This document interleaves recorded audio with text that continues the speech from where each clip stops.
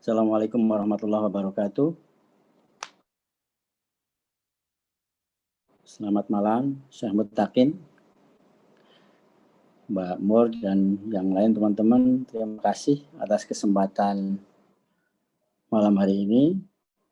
Saya tidak bermaksud untuk memberikan semacam presentasi perkuliahan, tapi lebih pada share pengalaman saya sebagai satu mahasiswa S1 dulu di UIN, IAIN tepatnya, tahun angkatan 86.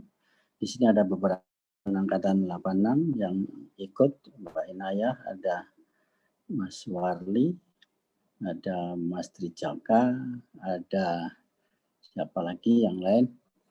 Terima kasih atas partisipasinya. Kemudian dari situ saya dari S1 saya loncat hanya bekerja sebagai lalu setelah itu setelah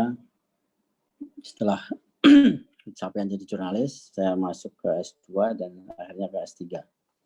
Ada pengalaman yang perlu saya share, ini semacam curhat gitu ya. Lebih curhat ketika memulai kuliah. Yang pertama saya ingin memulai dengan kutipan dari Bapak Haryatmoko. Kutipan ini menurut saya sangat membekas bagi saya. Pak Haryatmoko ketika di kelas, ketika kami kuliah di Visipol, di sosiologi, dia mengatakan bahwa seorang penelitian itu adalah passion. Seorang peneliti maupun mahasiswa tidak bisa dipaksakan harus menggunakan metode kuantitatif.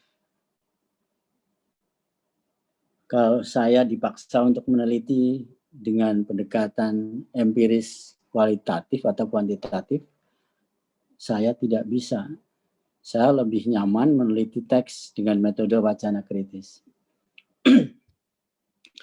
Apa yang menjadi pernyataan Pak Haryatmoko ini menyadarkan saya tentang masa-masa sulit saya di S1. Ketika itu S1 yang saya jalani, masa kuliah salah satu metode yang diajarkan adalah dengan buku itu. Itu adalah kenangan buku lama yang mengganggu sekali pada pikiran saya. Saat itu di Usuluddin diajarkan metode penelitian judulnya, tentang riset. Tetapi di situ sulit sekali untuk membedakan mana kuantitatif, mana kualitatif. Kalau dibilang di situ diajarkan metode kuantitatif, tapi kami tidak diajarkan bagaimana tentang statistik, bagaimana cara menghitung sampel, bagaimana cara menghitung proporsional dan sebagainya. Tapi ketika dibilang bahwa kita diajarkan metode kuantitatif juga susah juga, karena di situ yang diajarkan kayak ada probabilitas, ada sampelnya begini dan sebagainya.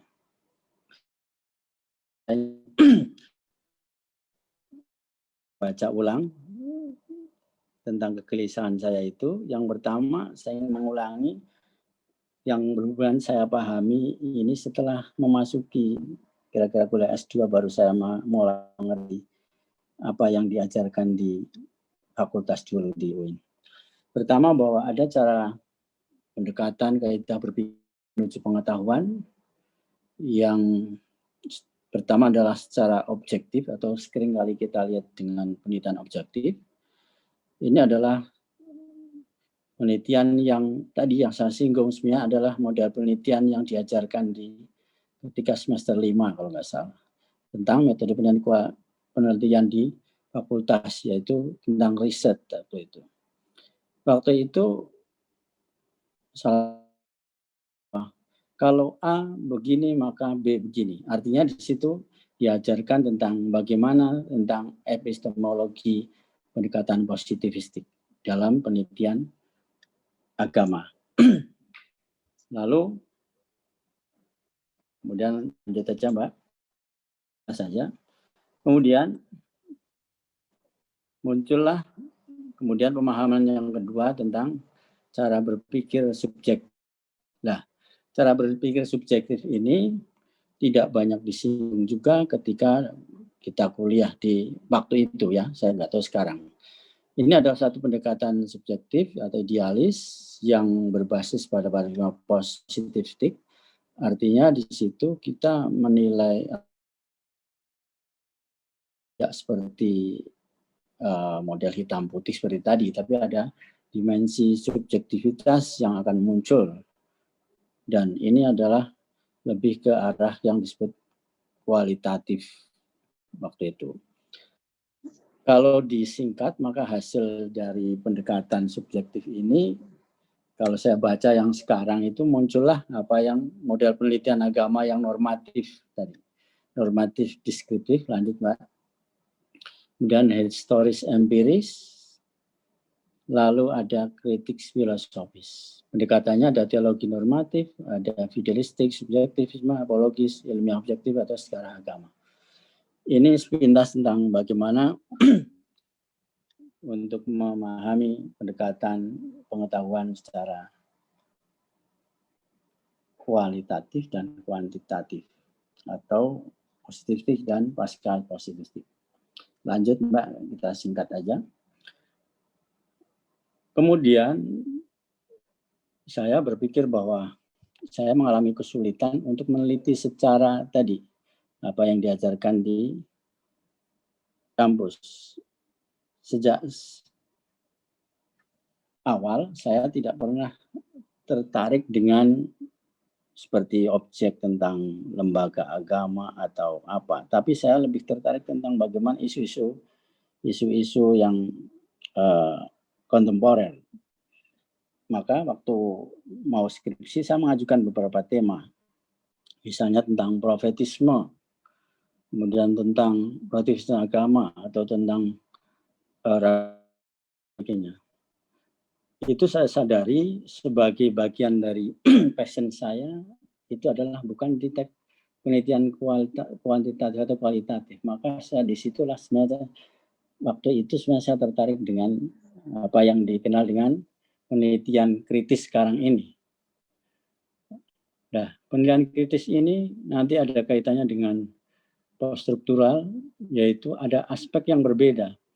Kalau ketika kita bicara pada kuantitatif dan kualitatif, kita fakta sosialnya adalah satu peristiwa tertentu atau satu dan sebagainya, maka ketika kita masuk kepada dimensi pengetahuan kritis dan poststrukturalis adalah ada satu yang membedakan, yaitu subjek bahasa itu adalah menjadi hal yang